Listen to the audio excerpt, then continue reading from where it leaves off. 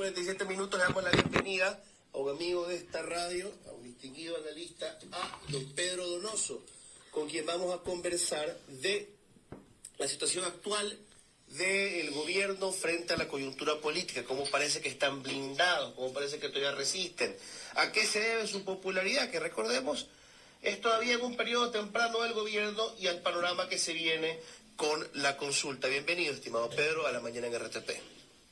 Buenos días, gracias por la invitación. Pedro, a muchos nos desconcierta que el gobierno cometa error tras otro.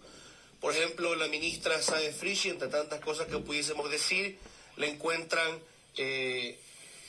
recibiendo a los representantes de Kailasa, ¿verdad? Un falso estado fundado alrededor de un culto en la India famoso por hacer quedar mal a un montón de funcionarios en Latinoamérica, cuyo líder está buscado por presuntos delitos como abuso sexual y tráfico de personas. El casi nombramiento de un exdirector de una cárcel como gobernador de las provincias de Los Ríos, que fue encontrado en estado etílico chocando y golpeando a un policía, por lo que tuvo que él pedir perdón públicamente, al menos con un documento.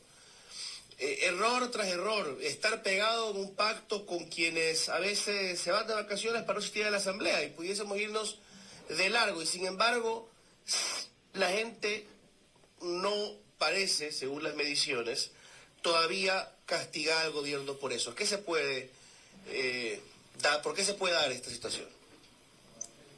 Yo empezaría por primero intentar definir qué es lo que está viviendo el Ecuador. Dentro del gabinete estratégico que yo dirijo, del equipo, y yo personalmente he estado como profundizando qué es lo que vive el Ecuador. Estamos viviendo una crisis, estamos viviendo una situación policrítica, es decir, muchas crisis a la vez, o en verdad estamos viviendo lo que Karl Jaspers a inicio del siglo XX definió como situaciones límite. ¿Qué son las situaciones límite? Son situaciones desconocidas que una sociedad, una persona, etcétera, enfrenta o tiene que enfrentar con herramientas que no conoce. Y a mí me gusta más este último concepto. ¿Qué quiero decir con esto? Que finalmente estamos viviendo una situación tan novedosa, tan nueva, tan distinta, tan radical, tan al límite, que quizás este tipo de cosas no afectan la credibilidad de un gobierno, eso está por verse igual, pero por lo pronto no extrapolan, digamos, a la percepción de validación de un gobierno, ¿no? Es decir, si a la ciudadanía le preocupa más, ¿no es cierto?, que maten, asalten, roben, que no tenga trabajo, etcétera, quizás estos errores que nosotros desde los que leemos la política los señalamos, los criticamos, los analizamos, eso no se extrapola, no se permea finalmente a la situación que se está viendo, ¿no?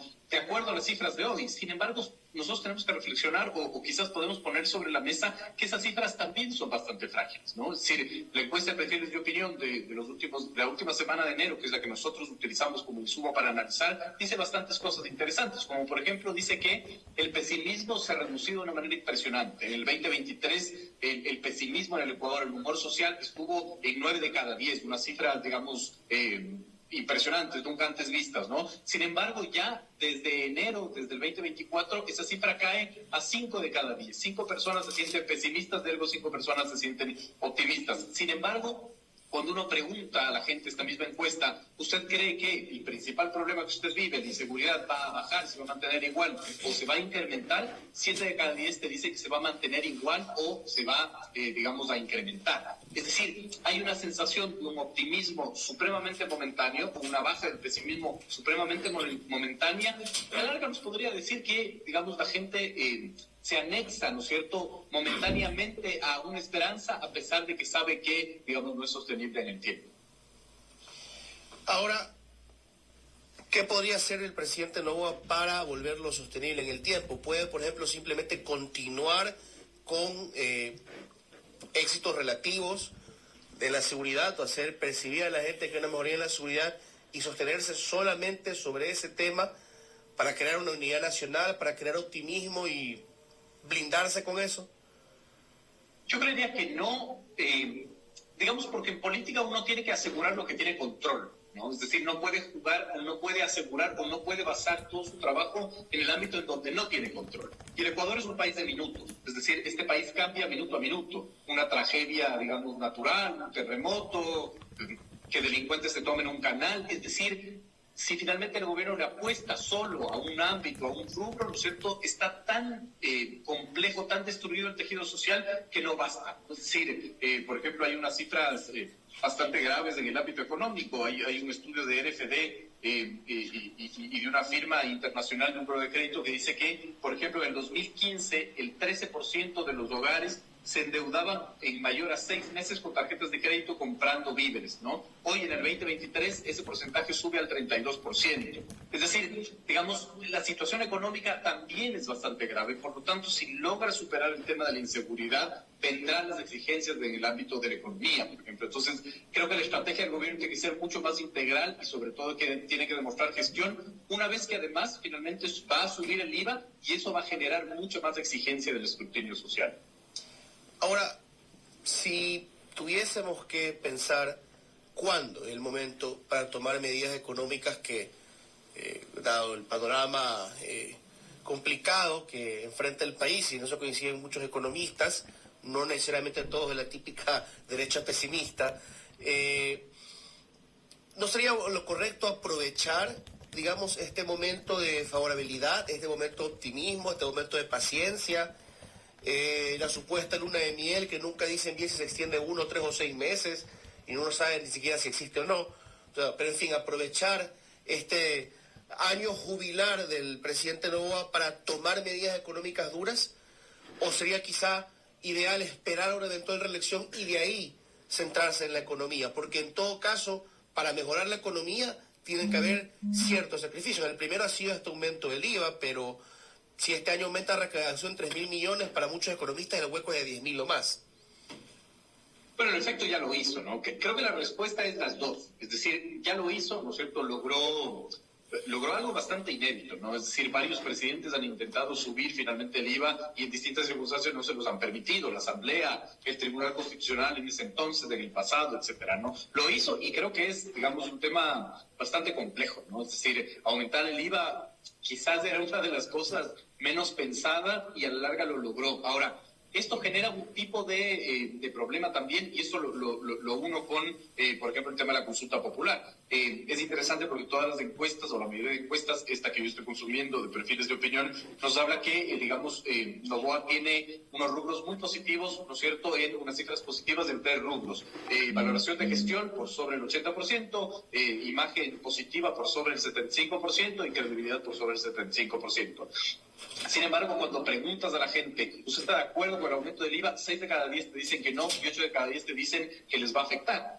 Y cuando preguntas, finalmente, ¿usted cree que el gobierno tenía una estrategia para enfrentar el tema de la crisis? Solo 4 de cada 10 te dicen que sí. El resto te dicen que no, que está improvisando o que en medio de la crisis desarrolló un tipo de estrategia. Es decir, ¿qué quiero decir con esto? Que las cifras son supremamente frágiles, nuevamente lo sostengo, pero además que para hacer estas reformas, ¿no es cierto?, que mejoren la economía, ¿verdad?, necesita una holgura política y con base a esta alianza que se dice que se tiene, finalmente yo creo que ese le ha dado el margen de maniobra. Sin embargo, esto va a generar una expectativa. Y esa expectativa es, usted ya me subió el IVA, ¿no es cierto?, y quiero inmediatamente que mis problemas se resuelvan. Y el peor enemigo del político es la expectativa. Y de igual manera con el tema de la consulta popular.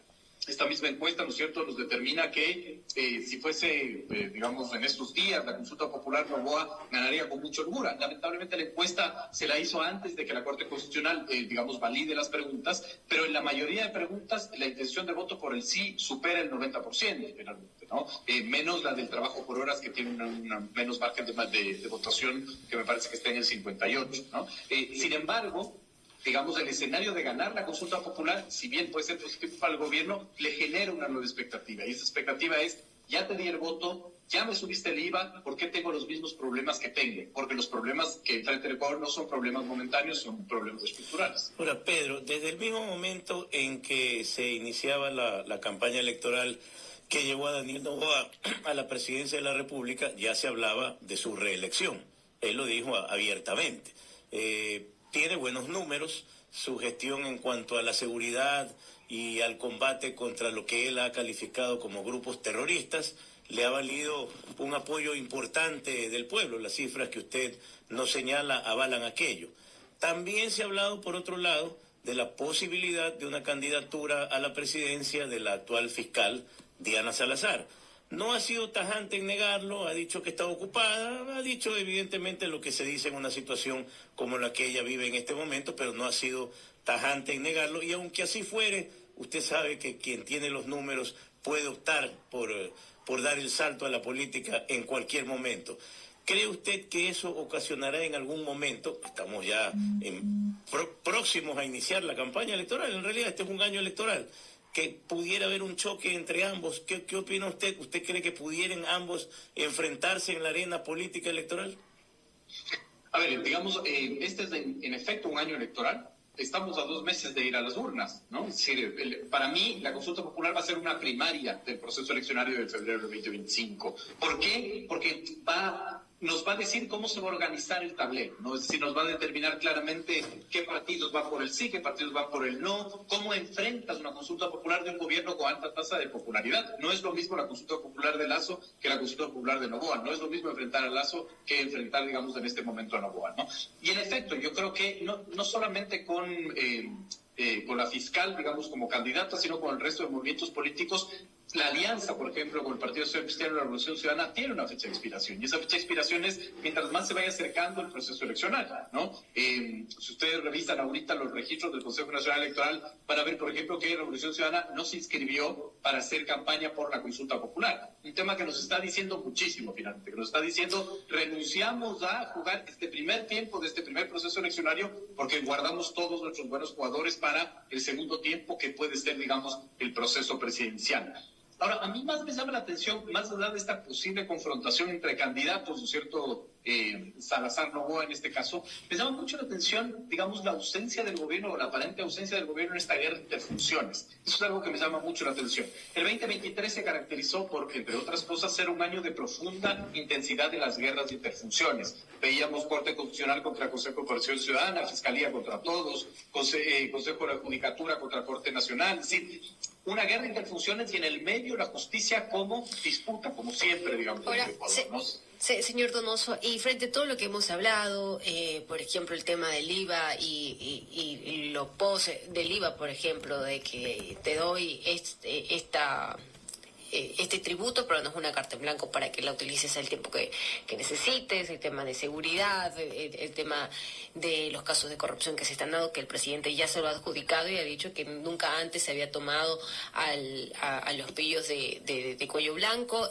En fin, frente a todo esto, lo que está ocurriendo, ¿cuál es la urgencia o la principal atención de un presidente como Daniel Noboa? Y esto quisiera llevarlo a que él es un presidente que vive una campaña electoral también en estos momentos, porque ya incluso hasta cambió el logotipo, el mensaje de su gobierno, ya lo trasladó a la parte de la campaña electoral. Y además de un presidente que cumplió 100 días de unos niveles altos de aprobación a su gestión, pero que todavía no consolida su imagen. Es decir, sigue siendo, y también no sé si usted pueda dar un criterio sobre el tema y cuáles son los números de una imagen, tal vez de estadistas, de una imagen de un presidente sólido en el cual se pueda decir ahora mismo si se lanzaría a la presidencia ganaría. Bueno, yo no tengo métricas al respecto de intención de voto, finalmente, ¿no? Me parece que es muy temprano para hacerlo.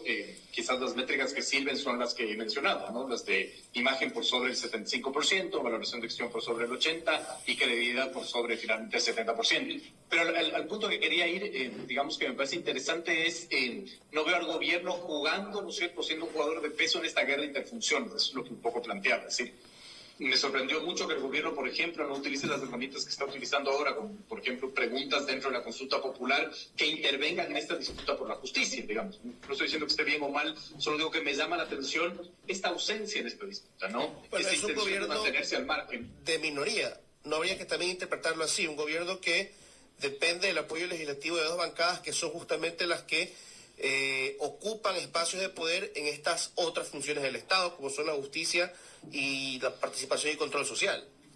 Pero por eso mismo, finalmente, es decir, si tú no tienes dentro del origen, ¿no es cierto?, esta disputa o la mayoría de números en las bancadas, juegas otro juego, y ese otro juego finalmente es, por ejemplo, en la fusión de transparencia y control social, por ejemplo, en la justicia, pero además para poder librarte de este posible secuestro, lo pongo entre comillas, de estas dos bancadas, ¿verdad? Planteas una pregunta en la consulta popular que te pueda ayudar de una u otra manera a ser un jugador de peso en esta guerra de interfunciones. No lo veo así, y eso llama mucho la atención porque también se extrapola finalmente al proceso eleccionario, ¿no? A la candidatura de este presidente candidato, ¿no? Del Estado candidato, que a la larga, digamos, tiene una gran ventaja, que es el poder hacer campaña desde el Estado, ¿no es cierto? Pero también tiene una gran desventaja, que es el ser el blanco de todos los ataques, finalmente, de los opositores en el ejercicio del poder. Y de hecho hay un par de cosas interesantes. Una que me pone a pensar es, muy bien, eliminas el Consejo de Participación. Lo natural sería que esas funciones nominadoras y de control regresen a la Asamblea, que es darle poder quizás por un año más a tus aliados, pero si tú pones una bancada fuerte en la siguiente elección, ahora tú lo concentras, que es algo bueno, igual simplemente una estimación, nadie sabe qué puede pasar en la siguiente elección. Pero lo otro, el presidente centro de atención en un momento de unidad. Puede ser costoso tanto atacarlo con dureza cuando el país quiere cierta calma y quiere que continúe el accionar de colaboración entre Ejecutivo y Legislativo, pero también puede ser costoso no distanciarse ni diferenciarse del gobierno. Y lo digo porque ahora tenemos a un correísmo que está en una alianza, pero que eventualmente va a tener que hacer campaña contra el presidente, y a otros actores de izquierda, como los precandidatos Issa y Granja, que desde ya atacan al gobierno y desde ya ocupan un espacio más natural quizá en la izquierda, que el correísmo está abandonando para participar de esta alianza. ¿Qué lectura le podemos dar a esa situación? Y aumentando el ingrediente de la ausencia del correísmo en la campaña por la consulta popular. Nunca antes visto, finalmente, ¿no? Nunca antes visto. Y es interesante porque, de una u otra manera, la oposición también se cae. Muy bien, César lo dice, y yo estoy de acuerdo con eso. Es decir, es difícil hacer una oposición a un gobierno fuerte, no en el proceso eleccionario para elegir presidente, sino en el proceso eleccionario para la consulta popular. Es decir, ahí cuál va a ser la postura de la oposición, ¿no? Es mucho más fácil para la izquierda, porque la izquierda puede decir sí en todo, menos en el trabajo por horas, que tiene, digamos, un origen ideológico en esa pregunta, ¿no? El resto es una gran incógnita finalmente, ¿no? Por eso creo que Revolución Ciudadana no se mete a jugar ese juego. Pero claro, cuando adelantas el anuncio de estos precandidatos, los obligas a tomar postura en una consulta popular que es difícil de enfrentar. Entonces, ahorita Rabascal, Granja, Issa, etcétera, tendrá que tener una postura dentro de la consulta popular frente a un gobierno del 80% de valoración y con preguntas finalmente que, si bien, digamos, son populares y tienen 90% de intención de voto, no cambian estructuralmente nada, ¿no? Es decir, ¿cómo te opones a algo que es bastante tibio, digamos, ¿no? Ese es el juego que vamos a ver. Por eso, para mí, la campaña de la consulta popular es una primaria para entender cómo se reacomodan las fuerzas del tablero de cara a febrero del 25. La consulta, la campaña de la consulta como una primaria. Es una idea interesantísima y nos deja pensando. 9:05, estimado Pedro. Tenemos que despedirnos, pero le aseguro estaremos conversando con frecuencia en las semanas y meses que vienen. Muchas gracias por venir a la mañana en RTP. A servirles, gracias por la invitación. Saludos. Nos despedimos.